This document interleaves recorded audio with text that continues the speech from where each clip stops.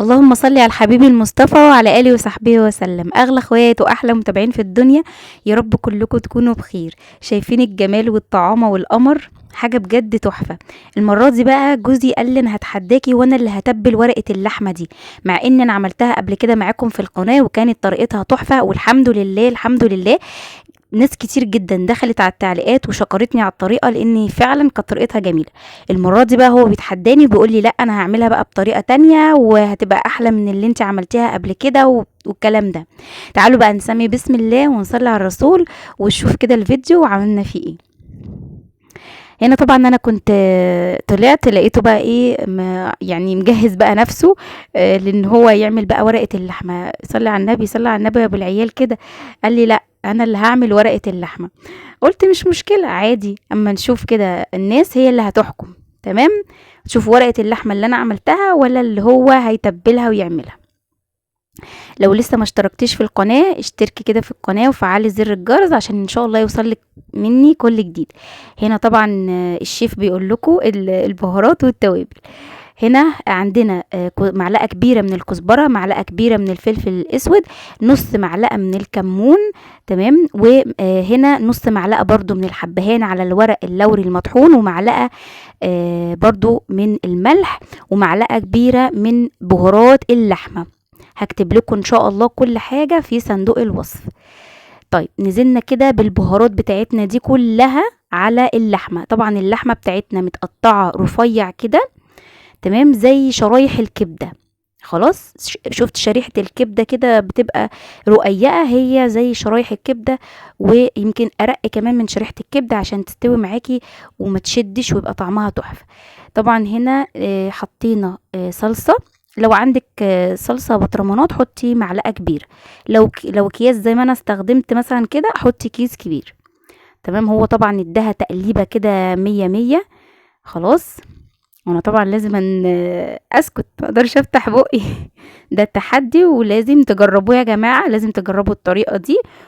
خلاص وتشوفوا بقى ايه يعني الطريقة بتاعتي هي احسن ولا دي احسن. هنا هنغلفها ونحطها بقى في التلاجة، يعني ما يقارب 3 ساعات 4 ساعات، ممكن تسيبيها تاني يوم مفيش اي مشكلة. طبعا حطينا معلقة خل كبيرة علشان برضو ما ننساش، لازم تحطي معلقة خل كبيرة علشان كده ايه تفتت الانسجة بتاعت اللحمة وتديها طراوة كده حلو. وحطيناها في التلاجة. هنا بقى ننزل ايه بمعلقة زبدة كبيرة او معلقتين، لو من المعالق اللي هي بتاعت الرز دي انزلي بمعلقتين زبدة كده وعليهم ربع كوباية من الزيت. خلاص. اهم حاجة الزبدة، زبدة او سمنة زي ما تحبي، ممكن تعمليها بسمنة بلدي، ممكن تعمليها بزبدة زي ما انا عملت كده، مفيش اي مشكلة. بس عايزة اقولك اني هتديها طعم بجد رهيب. انتي بتاكلي حاجة عظمة، انتي بتاكلي حاجة ملهاش حل، حقيقي بجد تحفة. بالله عليكي تنزلي تحت في الكومنتات تصلي على الحبيب المصطفى، اللهم صل وسلم وبارك على سيدنا محمد. شايفين بقى الصدمة الجميلة دي؟ تاخد بقى الصدمة بتاعتها وهنقعد بقى نشوح فيها كده. ما تشيليش ايدك خالص، ما تشيليش ايدك منها خالص، افضلي شوحي فيها لغاية ما تاخد اللون اللي انت شفتيه ده. كل اللحمة بتاعتنا تتشمع زي ما انت شايفة كده. ههدي النار 5 دقايق وهدي النار. بصي طلعت كل الصوص مع الزبدة، حاجة ريحتها فظيعة. يعني لو في فلتر بيطلع ريحة الأكل وطعم الأكل بجد يعني رهيبة جميلة جدا، هتعرفوا انا بقول ايه. طبعا ما تحطيش ميه، لكن لو اللحمه نشفت منك، لو ما عملتيش حركه ان انت تهدي النار دي، اللحمه هتنشف منك وهتحتاجي تحطي لها ميه. انا مش عايزه احط لها ميه، عايزاها يعني تستوي منها فيها كده، بتبقى طعمها تحفه.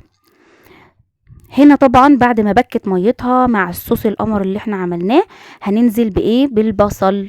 هنقطع البصل رفيع كده جوانح، يكون مش تخين. خلاص. وهنقلبه نديله تقليبة كده محترمة. تمام.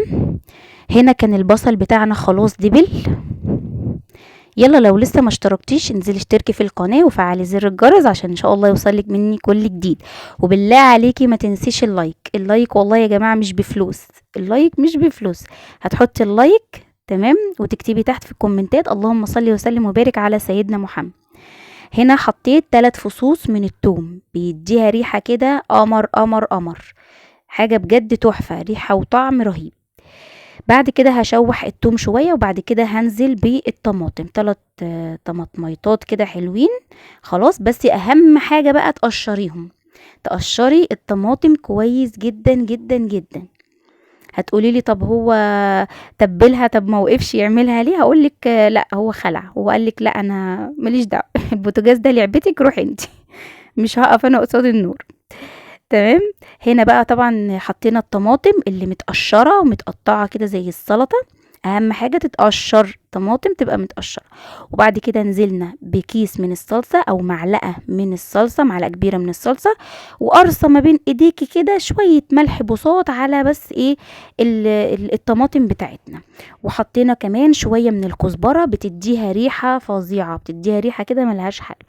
هنقلب كل ده مع بعضه. حابة تحط لها مثلا صويا صوص، يعني يديها لون، عايزة تحط لها دبس براحتك، بس يعني احنا عايزين ناكل بقى ايه لحمة كده يعني طعمها جميل ونحس بطعم اللحمة. وكل الكلام اللي انا قلته لك دوت، يعني الصويا صوص ودبس الرمان واي حاجه مثلا انت عايزه تضيفيها دي براحتك، انت مش هتغير في طعم اللحمه حاجه، بس دي يعني ذوق منك انت، لو متوفر عندك كمان، يعني لو في حاجه متوفره عندك تمام مفيش اي مشكله.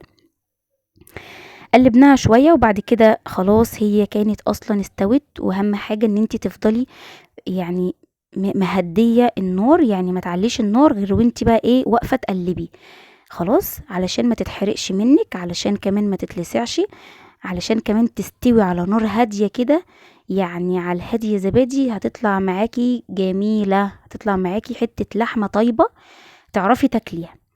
وهنا طبعا كنت خلصت بقى الاكل، طبعا هو خلع، يعني هو نزل بقى هو تبل اللحمة ومشي. بس بصراحة بأمانة الله يعني اللحمة لما اتبلت واتحطت في التلاجة شوية، لما جينا سويناها اللحمة بقى كانت شاربة التتبيلة، مع ان احنا عملناها بالخضار بتاعنا البصل والطماطم وكده، لا بجد كانت تحفة، وكان طعمها جميل جدا. هنا طبعا يعني ايه لازم يدوق، بدي يدوق، هندوق بقى دلوقتي وهيقول رأيه بقى، طبعا عشان هو اللي متبلها، فعمال بقى يقول لي تحفة جميلة لايك.